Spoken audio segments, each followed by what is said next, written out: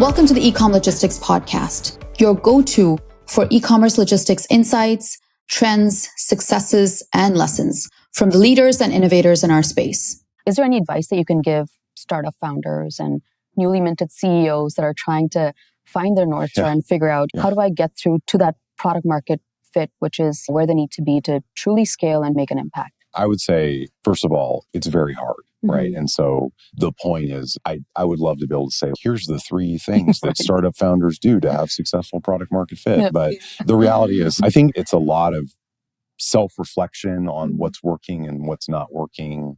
You obviously do not have the resources to have data on every possible decision. Some of it has to be gut feeling. But I think my take would be, it's kind of this mentality around learning and flexibility and trying new things and pushing boundaries that gets you there. You're going to get signals from your customers.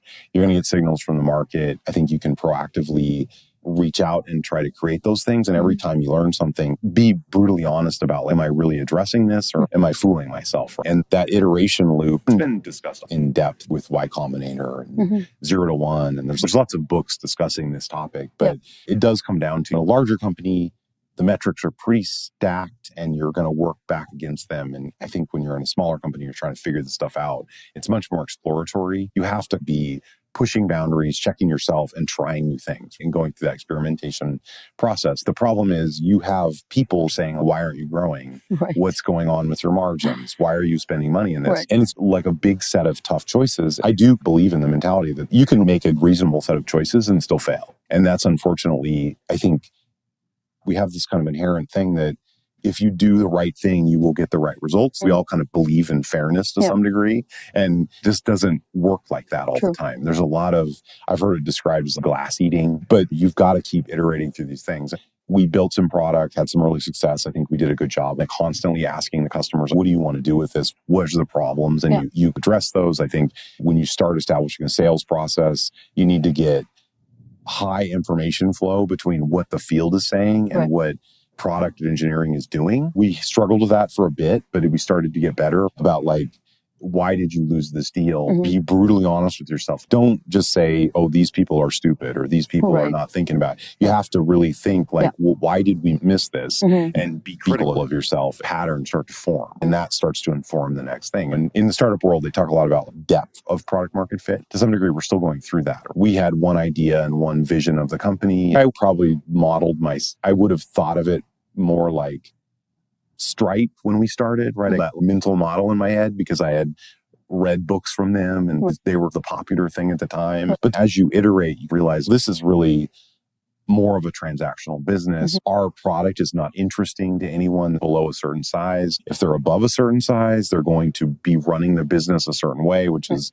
classified as mid to large enterprise. And you need to adjust. Then we needed solution architects and solution engineering to actually get through these deal cycles. And the way you generate demand in those environments is way different. SEO and more of a transactional. So all of this stuff, you just need to be constantly working on all of these input signals and try to come out with how do I keep improving and keep growing in that way? But it's definitely not easy and you're going to mess things up. I screwed all sorts of things up. Yeah. And I think that's where the biggest lessons are as well, right? One point that you made, which is so easy to gloss over, is about self-reflection. Because as humans, we are designed to reject any rejections that you Self-justify, get. right? Exactly. There's a reason for it. But there is so much wealth of information in any pushback that you get. Even the silence, if someone's ghosting you, there's a reason. And it's going to be helpful to you to figure out what that is. Might not be good for your ego, but it's going to be good for your product. It's going to be good for your business. And also just building that culture of honesty and transparency. I was speaking to someone from your team last night and she mentioned something about how you conduct meetings, which is a very Amazonian way. You tend to be more of a listener. I've been in a lot of meetings with CEOs that tend to be the speakers. They usually drive the direction, etc. And you tend to take information. And then there's a healthy debate and there's no hard feelings. You kind of make a decision that makes the most sense, which is incredible. I think that discipline and ability to stay neutral after having so much experience and having built phenomenal world-changing technology, I think that's a really good skill set to tap into.